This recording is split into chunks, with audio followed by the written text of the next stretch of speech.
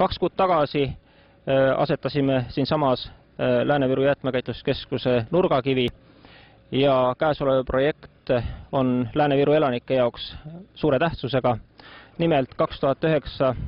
aasta suvel suleti kõrvalasu Rakvere prügila ja alates käesoleva aasta lõpust on võimalus Lääne-Viru elanikel jälle anda jäätmeid siia jäätmekäitluskeskusesse.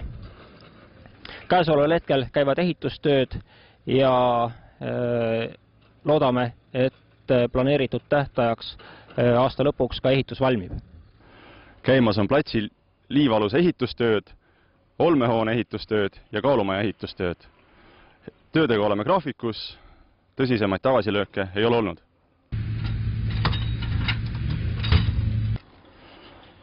Aasta lõpuks on ehitustööd valmis.